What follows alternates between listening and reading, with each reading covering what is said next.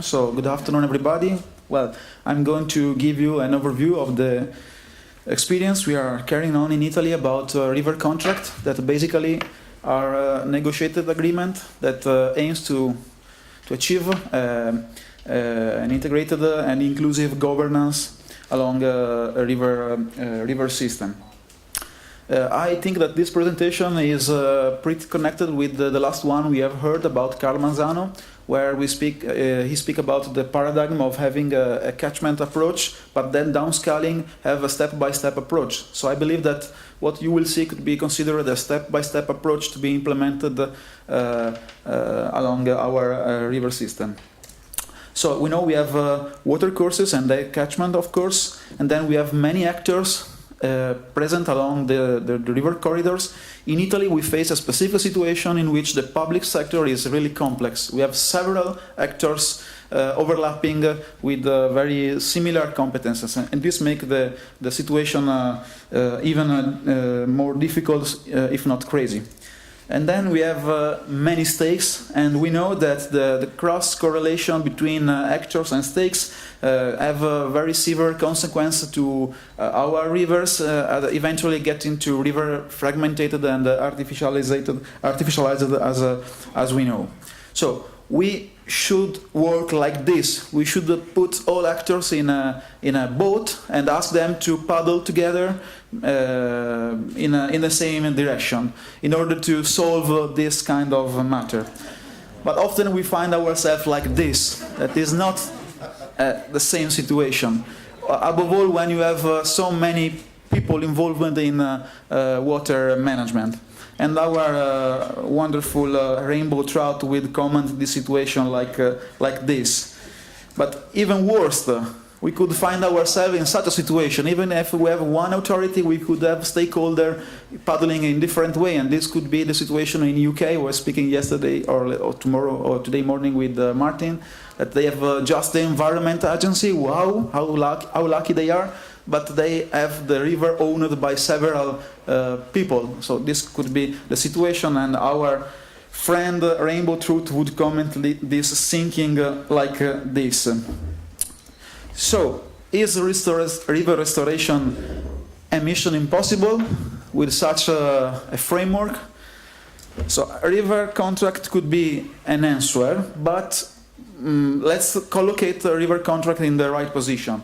We have directives that frame our work, as Chris told us before, and they specifically ask us to have an integrated approach, to develop a collaborative governance, and to have a multi-objective, multi-level, and multi-stakeholder decision-making approach to the river.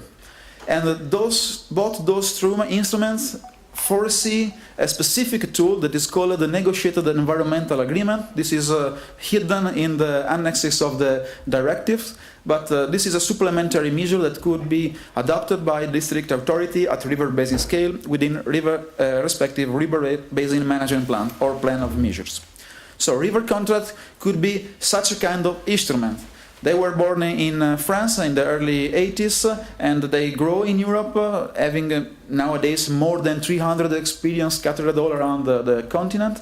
And the Italian definition is the one you can see in this statement. I would like just to underline some key words like voluntary agreement, public and private working together, and ecological restoration versus or together with socioeconomic regeneration of a river system. This is why I speak about system and not corridor or valley.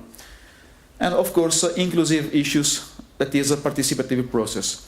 I don't want to enter, because we have no time, into methodological issues, but here you have a general framework of how we are developing a river contract in Italy. This not pretend to be a general rule, but just a summary of some of the most advanced experience in Italy. We can recognize a preparatory stage in which we develop knowledge, scenario, vision, objective, and strategies. Then a launching stage in which we do assessment and we come to an action plan, and then an implementing stage.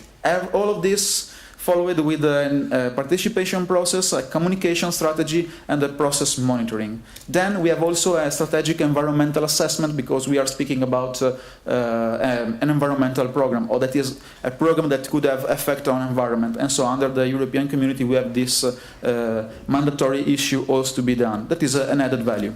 So this is the situation in Italy. We have carried out with the Ministry of Environment this census.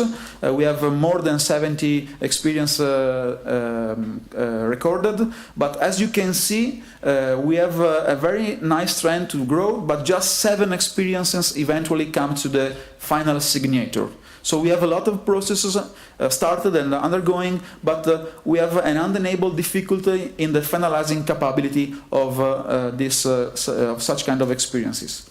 Here we have the situation split into the 21 region of Italy. I want just to underline the real scattered interest over this kind of tools or processes. But you see that if we consider just this situation, that is the ones formally subscribed, we see that the north of Italy is a bit more advanced than the south. So we have a country with 2 speed in this moment, but things are slowly changing.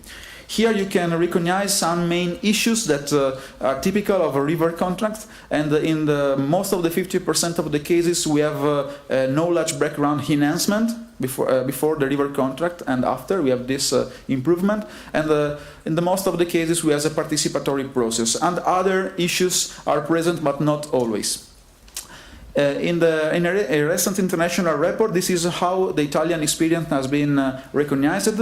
I would like to underline the fact that river contract collocates itself in that place in which we downscale the catchment scale vision, the catchment scale approach to the local scale, and in which we engage the private sector together with the public sector. So this is the challenge and the main job of this instrument. Discussion, a bit of strengths, wide interest, you see the numbers, common framework of integrated objectives, so we are pretty accomplishing both the directives and not only those 2, and early tangible responses. Some of the undersigned river contract has already activated some river restoration initiative, even if at the local scale. Weaknesses, because we have to be fair. Low confidence of stakeholders towards collaborative governance. It's good in words, but when you do it, it's not so easy to involve all the people committed along the river. Undeniable difficulty in the committing capability of the involved group. Less than 10% have been submitted. Hardly ever a cost estimation is available. How can you implement a program if you don't evaluate, assess how much it costs? And in fact, this is the consequence. Where a timeline is available, establish a deadline for major implementations seems to be disappointing. This is a very strong weaknesses we have to work with. I go to the conclusion, maybe eating 1 more minute. We set 3 questions to ourselves. So how much effective could be this tool when you deal with sharpest and tangled conflicts? Because the point is there. When you downscale to the local point, you cannot avoid to get in touch with the real problem along the river. So we can recognize that the river contract is able to include, to be inclusive towards stakeholder, usually hardly get involved when you work at a bigger scale. But at the same time, we have a risk of insuccess. You can just tangle with you can just face this conflict, but just on a general and very friendly way, not entering into the true solution. So we do need for institutional commitment, and we do need for skilled facilitators. If not, all this effort could be vanished. Second point, dialogue and synergy between large scale and local scale. Is it possible through river contracts? So, in Italy, we experienced that no hierarchy amongst planning scale is key. Even if it's 20, 30 years we are working with plans and several plans, we are still not able to finish them and to get them to communicate one another. So while we are not wasting but putting time on this issue, our rivers are going away in the worst sense of this meaning. So the capacity of managing a wide number of input at the same time and spatial scale is the issue. you can have a general approach and then go straight to the point with such an instrument. We do need for a tool or process able to acknowledge and elaborate local stakes and solution for a sole integrated planning exercise.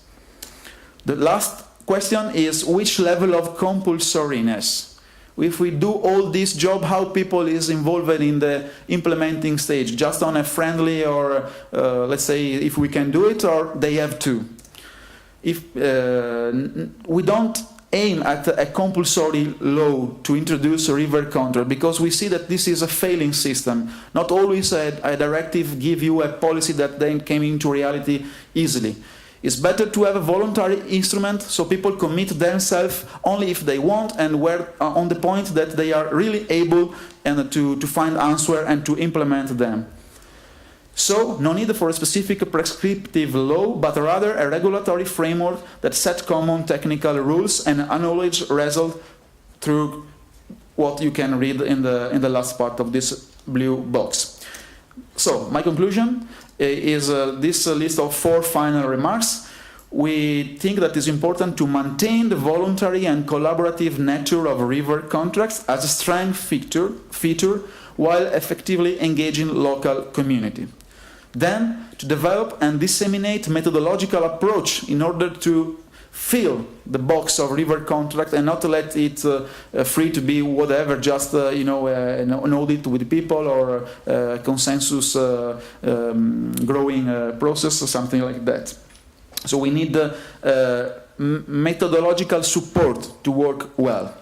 Then, to support local agreements with skilled technicians and financial resources, because the process itself costs. If you want to achieve an important result, you cannot do it with a shortcut. You have to invest in the process in order to get ambitious aims like river restoration. And finally, to monitor and appraise experiences carried out in Italy and in the greater Europe and maybe also elsewhere in the world in order to learn by experience. And with this last remark, I conclude my presentation launching a proposal because we are in this conference that is a sort of incubator of idea, or let's say an harbor that can host ships from all over the world and maybe let them navigate on new seas. So the proposal of activation of a EU-based working group on river contract in order to put together the experience we have done in France, Belgium, Italy, and maybe some other countries at the moment not well known, and then to allow other countries, other people interested in developing similar experiences. Thank you. Thank you very much for that very honest critique of this particular tool. I suspect there are similar mechanisms that have a different name that you might want to include in this European-wide group. But thank you very much.